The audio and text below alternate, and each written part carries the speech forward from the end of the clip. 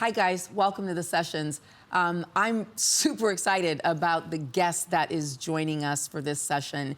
You know my heart. I want to make known those people that I feel are doing incredible work around the world, and those people who I believe are really a real and relevant witness for a very real and powerful God and everything that he can do through one person's life.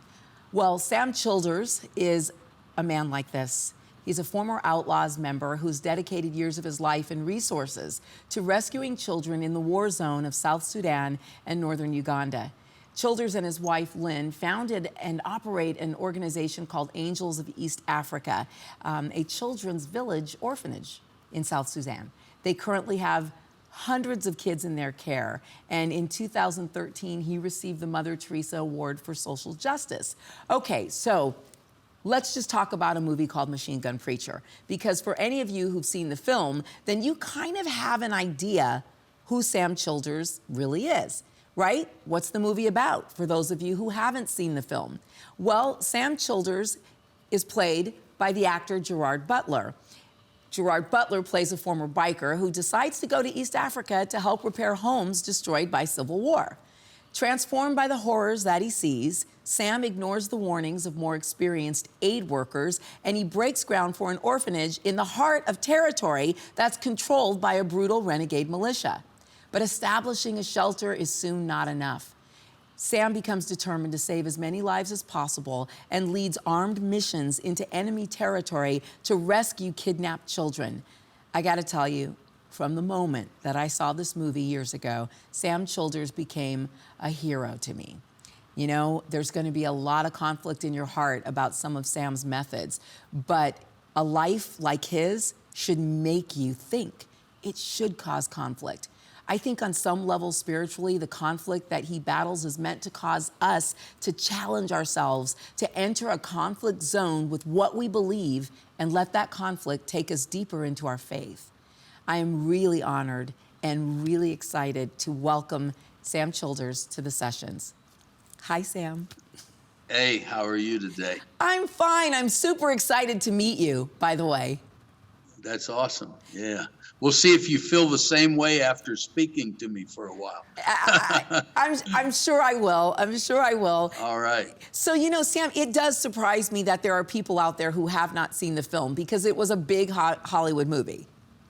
Yeah. It done very well. Now, if I could only get Hollywood to finish paying me my money, I would really be happy.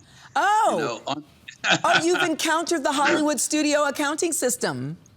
Absolutely, unfortunately, but it seems funny, that Hollywood would do a movie showing one man's struggle to save children from war and then not pay you. And being we have a nonprofit, anybody involved in that movie, all the millionaires involved in that movie, could have just wrote a check and gave it to us. We would have gave them a tax deduction. But, God can take the worst thing and make it into the best thing. So the movie gave me a platform around the world to speak now. Yeah, it does. And I, look, we will have people watching who may not have heard your story. And you know something, seeing the film is one thing, but hearing the life from the man who lived the life is a completely different thing. So there is a documentary about Sam's story. I will, throughout the show, make sure that Sam's website is displayed for all of you watching, because you need to feel compelled to support. And I really do mean that from the bottom of my heart. Sam, I want to start at the beginning. Keep in mind, there's two books also. Another Man's War. That's what I sold to Hollywood to basically prepare the movie. And Living on the Edge. Yeah, and my second book, Living on the Edge. Okay, so let's start at the beginning, Sam. I really believe in the power of testimony on this show. It's everything. And the one thing that I love about the film is that it doesn't try to pretty up your testimony. Would you share a little bit about the life you lived and what brought you to Jesus? I tell you what, I'm just going to share a little bit of my testimony. Okay. Because your show is not long enough to hear the whole thing, the whole version. Oh, it's okay. We'll just keep you. The first thing I love to tell everybody around the world is I was born into the perfect family. I believe anyone that gets in a lot of trouble, a lot of times we blame it on the parents, especially here in America. If a kid's in and out of jail, we'll always say, oh, his daddy was a bad guy too. I was born into a middle-class family, born again, spirit-filled. My mom, I believe, came out of the womb speaking in tongues. I believe my mom only sinned 3 times in her whole life when she gave birth to me and my 2 brothers. So my mom was like this unbelievable lady. My dad was an ex-Marine, born again, hard man, but loved Jesus. So at 5 years old, 6, 7, 8, 9 years old, if you was to ask me, Sam, what are you going to be when you grow up? I'd have told you I'm going to be a preacher. But at a young age, I got caught up in the system of looking up to the wrong people. When I was 11 years old, I started looking up to kids in school that were 15 and 16 years old. And I'm thinking in my mind, man, I wished I could just hang out with those kids. I wished I could fit in with those kids. I thought they were cool. So in order to hang out with them and start to fit in, I started smoking cigarettes and marijuana at 11 years old. 12 years old, experimenting with alcohol. 13 years old, experimenting with pills, acid, whatever I could get my hands on. And I noticed I'm starting to fit in. Everybody in school is starting to like Sam Childers. 14 years old, I'm snorting cocaine. And I got 16, 17, 18-year-old girls asking me out. I don't even have a driver's license. But I'm thinking in my mind, this is the life I wanted. All along, knowing that Jesus Christ is real, but I'm thinking, I just don't need him right now. Then all of a sudden, I find myself waking up one day at 15 years old, and I have a drug addiction. I'm putting a needle in my arm, shooting up heroin and cocaine every morning, afternoon, evening. I ended up moving out of my home, ended up quitting school. By age 16, I'm supporting myself. I always held a job. My dad was very hard on all of us boys to work. So I always held a job, but I started selling drugs. By the time I was 17, 18, 19 years old, I'm not selling a little bit of drugs. I'm selling a lot of drugs. I started running drugs from Minneapolis, Minnesota to Chicago, Chicago to Orlando, Florida. And then I'm living in Florida. I'm in my 20s at this time. I get into a nasty bar fight. I mean, really, really bad. And I'll never forget that night, I was just trying to go home. And as I was trying to get to the door, I seen people lying in puddles of blood, people shot, people stabbed, people crying out, people thought they were dying. And I remember that night, I made up my mind, if I make it to that door, I'm done living this life. I never said, God, if you get me out of here, I'm never going to live this life again. I made up my mind. You know, I speak in rehabs around the world. And a lot of times people with addictions think a rehab can take the addiction from you. No rehab can take addiction from you. The only thing they can be there is for support, to help mentor you, to help talk to you when you're down. But at the end of the day, if you want to stop an addiction of any kind, you have to make up your mind, I'm done. And that night, I made up my mind, if I make it to that door, I'm done. Well, I made it to that door. I went home. I told my wife, I said, we're moving. We moved 1,000 miles back to my hometown. And when we got there, my wife starts going to church.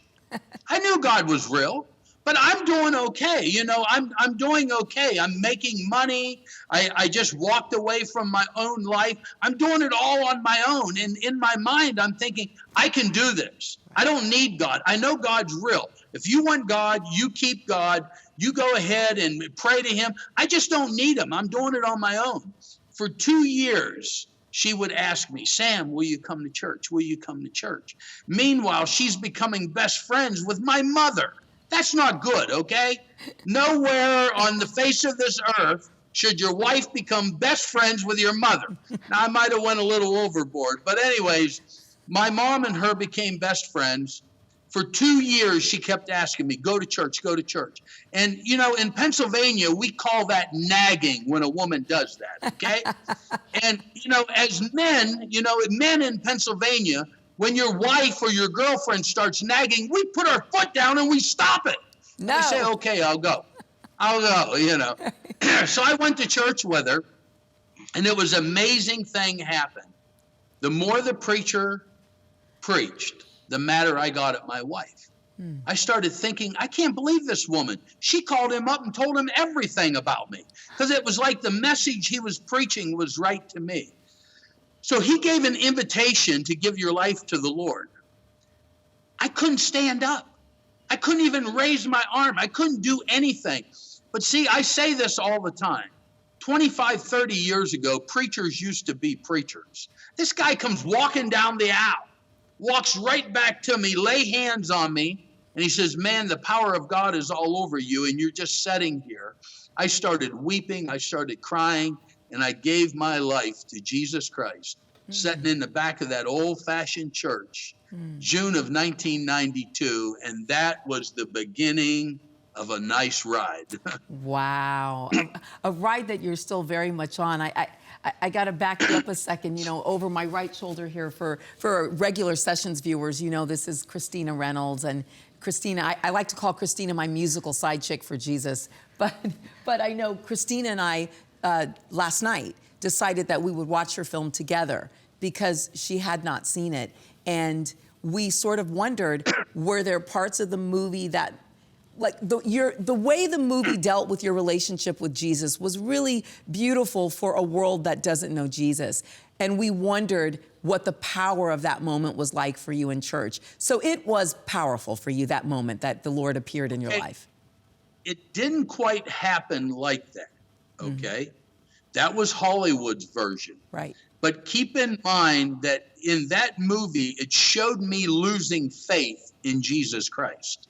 It showed me starting to doubt. That was Hollywood. Anyone who knew Sam Childers, anyone from the time I started using drugs all the way up to right now knows I have never doubted in my Lord Jesus Christ, even when I didn't serve him. Even when I was a criminal, I always knew he was real. I just thought in my mind, I don't need him, okay? Right. You want him, you serve him, I'm doing okay. I never doubted in my Jesus Christ. The other thing that was in the movie that I didn't really like it too much was it showed me having a bad day, going back to the bar room and doing drugs again. I have never one time went back to the pig pen that I came out of. One time, never. Wow. Wow. You have an incredible strength, Sam, because you say a couple of things that are interesting. First, it's in the power of, you have to make a decision. You have to make a decision. Do you think that people today, leaders on pulpits, make too little of the responsibility for the person to repent and make a decision? You know, I'm not going to put that blame on the ministers today. I'm going to go back to the parents today. You know, I believe that the people that's raising the children, we got to put a little bit of blame back on them. You know, I was just preaching in a church last night, and I started talking about how my dad and mom, they were all about us as children working. You know, I started mowing people's lawns when I was 8 years old, 9 years old. When I was 10 years old, I bought my own lawnmower and I started a landscaping business. Why? Because my dad taught me how to work. Young people today, they don't even know how to start a lawnmower. Yeah. You know, you can't blame that on the preacher. It goes back to the parents. Yeah. I do believe as preachers, I believe we need to start preaching a little more about heaven.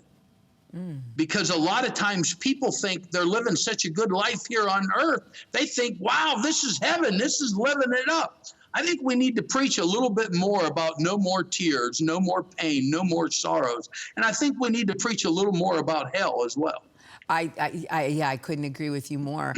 Because when you take the spiritual reality away from what our journey is really about, you numb people to what they should be doing and how they should be living and thinking. Right, right. So let me ask you a question. You mentioned something in your testimony that really struck me, and I've heard you speak about this before. Marijuana, legal. Yeah. It's legalized now in most of the United States. I believe marijuana is going to become the newest big problem to churches splitting I agree. over the next few years, I agree. because the Bible tells us we're to obey the laws of the land. You know, I'm not going to argue with no one. I don't argue with anyone over serving God, how they believe or not. But marijuana is a gateway drug. Yeah. And, you know, I don't know anyone that ever used marijuana and never tried nothing else. So I believe that marijuana is going to become something that's going to begin to split the churches in the United States. There's a lot of issues that I agree with you that I think the enemy has set us up for, you know, for split. Yeah. Yeah, for split. Yeah. So Sam, I'd like to hear you speak a little bit about this particular question. In your testimony, then, how is it that you get called to Africa? You know, it was how it all really happened was the second night. See, I consider serving Jesus Christ like going to a buffet. You know what a buffet is? Yeah, you get a little bit of this and a little bit of that, and it's all good. And you get all you want, you know, and you can usually, when I'm in a church, you can usually tell who likes the buffets, the big belly guys. But anyways, I consider serving Jesus Christ, you get as much as you want. Some people just want a little bit. Some people want a little more. When I go to a buffet, I get my money's worth, okay? And that's how it is serving Jesus. So they had another service the next night. So I went back the next night to get a little more, but I sat in the front row. Right. And all I wanted to hear that preacher say was the altar call. I heard enough preaching. I was in Bible school. I was in Sunday school. I done all that when I was a kid. I knew all the Bible stories. I knew them all. I knew God was real. I just wanted that altar call. So finally, he gives the altar call, and I jump up there right away. This man keeps preaching. So, you know, I'm looking around. People are starting to move, just like the buffet, you know. I want to be the first in line in the buffet. So I'm getting worried that this preacher is going to lay hands on somebody else first. And he's walking around back and forth preaching. So I got behind him. I just started walking, following this preacher everywhere. And he turns around, and he looks me dead in the face, and he starts to prophesy over me. And he starts telling me that I'm going to Africa. And I'm thinking in my mind, I'm not going to Africa. I'm a white man. Why would I go to Africa? That's stupid, you know? And then he starts telling me I'm going to be in a war. I'm going to be in this major war. And I'm thinking in my mind, I'm already married. I'm not going to be in another war. So finally, you know, I just got saved. So I'm getting all upset. I'm getting upset with this preacher. So I start thinking, I'm going to have to beat the snot out of this preacher. So you can't do it in the church. So I go outside the church, and I waited and waited on this preacher. So finally, I waited like 40 minutes to an hour. He comes walking through the door. I start cussing him out. I start telling him, don't tell me I'm going to Africa. Don't tell me I'm going to be in a war. And you know how preachers are when you get upset. They just smile at you. They give you a big smile.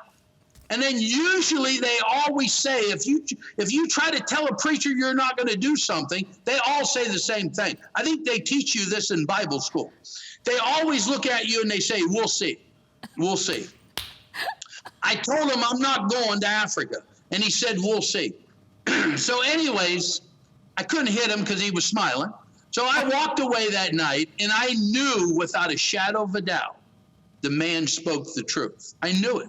Wow. So in 1995, I was making really good money. So I started putting a lot of money into Africa. I knew God had a calling on me to go, but I was trying to substitute that calling. I was trying to buy my way out.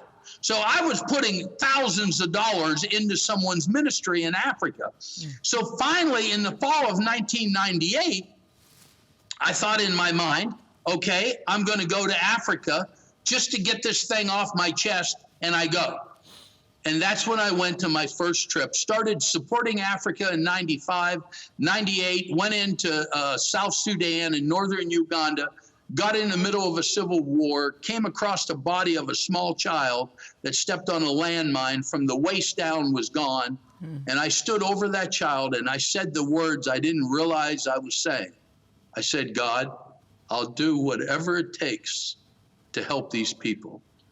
2 decades later, I live in Africa now. Africa is my home. Wow. That's where I live full time. I don't live in America anymore. Wow. Haven't for many years. Wow. Wow. Wow. Sam, wow. Do you think that the anger, the reaction that you had in you, I immediately thought that was a fear and of the fact that you knew that this man, there was a truth that resonated deep within when he said you're going to Africa. It's like your whole comfort zone is about to get shifted. Let's be for real. The Bible says we're all called, but few are chosen. Now, you mean to tell me God's going to call us all, but he's only going to choose a few? No. There's only a few willing to stand up and say, here I am. And, you know, when he was prophesying over me, in my mind, I was angry. In my mind, I knew he was speaking the truth. In my mind, I was determined I was not going to go. In my mind, I knew I had to. This was all going on at the same time this guy is prophesying. The same time I was ready to beat this preacher up, it was still going through my mind. He's telling the truth. Right. You know, so then a few years later, it was there every day. I wake up every morning. I knew I was to go to Africa. I knew I was to be in Africa. But I was looking for a substitute for it. I was living a good, godly life, but I knew I wasn't pursuing my calling. See, if there's people out there, you know you're not pursuing your calling. That don't mean you're going to hell. That just means you're not going to live very happily until God brings you home. And so I started looking for something to substitute it. So I started giving money. You know, money is our way of buying out of anything. Right. So I started giving money thinking this was my way out. Yeah. And I knew it wasn't good enough. So finally in 1998, I had in my head, okay, I'm going to do one trip. I'm going to do one trip and get this over with. See, I believe God opens up doors for all of us. And when we stand before that door, the decision we make determines our destination in life. And when I seen that child and I said what I did, and then I was in a village that was attacked and people was running, people were hiding. Other missionaries that were with me was hiding and running. I couldn't run. You know, I done what most people would not do. I picked up a gun. I picked up a gun and started defending myself and other people. Yeah. There again, that was a door that God opened up. The decision that I would make would determine my destination. My destination in life, I still live in Africa. I got a motorcycle shop here in Pennsylvania. I build custom motorcycles. It's run by my brother. People come from all around the world just to take pictures. I got a really hot looking shop, MGP Rat Bikes. You can Google it. Yeah. The first thing people say when they walk in is they say, why does he live in Africa? Because it's a dream. Anyone that rides a motorcycle, they can walk in. I could live the dream. But see, I see the faces that nobody else sees. Yeah.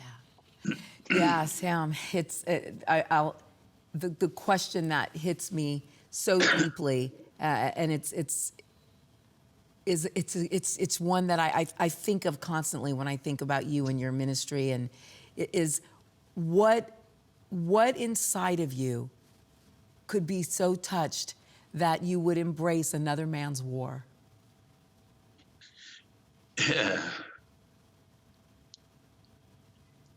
Maybe it's because who I was. Yeah. You know, a good friend of mine, I'm on my way to Minnesota, Grand Rapids, Minnesota, and I'll be preaching up there, and it's the same town I was a pretty big drug dealer in. And I look forward to going there every year. And a friend of mine named Norman, we were walking through a graveyard in Minnesota. And I broke down and I started crying because I seen names of people that I put in that graveyard. I didn't kill them, but I sold drugs to them. And they got in car wrecks. They got in fights with other people. They OD'd. And one graveyard, I found 4 names. And I started crying and I couldn't even walk. I couldn't even hardly stand up. And this guy put his arms around me and he said, "But Sam, maybe you had to hurt so many people to save so many people today." Now, I'm not saying that's a substitute, but I was a bad guy. And maybe that's why I worked to save so many people. You know, I started a feeding program over a decade ago, 22 children. Now we feed over 13,000 meals a day. Oh my I started gosh. one A day? I over 13,000 meals a day. Wow. I started one orphanage that went to 4 orphanages. But you know, something that I found out in an orphanage that the church, we turn our back on, is in a third world country, if you're in an orphanage, you have to leave at 15 years old. 70% of those children, boys and girls alike, end up in prostitution. Yeah. So we started training centers. We have a commercial farm. We own restaurants. We own hotels.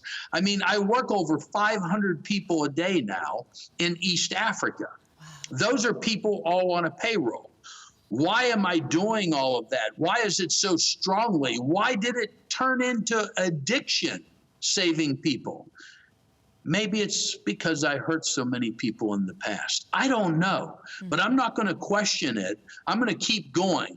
You know, when I received the Mother Teresa Award, I didn't even want to take it. The day I stood up before the world and held that award up, I told the world, I will not receive this award for what I've done. I will only receive this award today for what I'm about to do. You know, and I believe that as Christians and as Americans, we do a little bit and we get satisfied. Yeah. I'm not satisfied. I'm not done. Wow. Okay, so look, for those of you watching, we have to break for this week. We'll be back next week with more of Sam.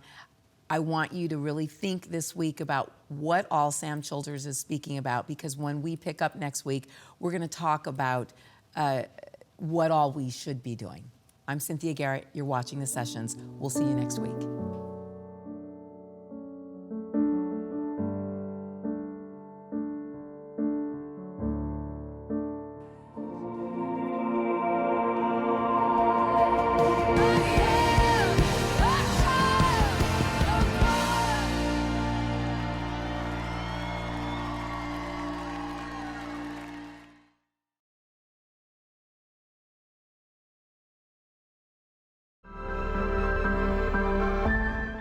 Hi, everyone. It's me, Cynthia Garrett. I hope you're enjoying the sessions. And I just wanted to encourage you to pick up a copy of Prodigal Daughter, A Journey Home to Identity. It's my testimony. And you know, I always say that we overcome by the blood of the Lamb and the word of our testimony. Our testimonies are our story of what God has done in our life. So I hope that you'll share this journey with me through my book and through the many lessons that God taught me through sexual abuse, rape, cancer, being a single mom, and dealing with all kinds of issues just like every one of you has dealt with. Prodigal Daughter. I hope you'll pick up your copy today.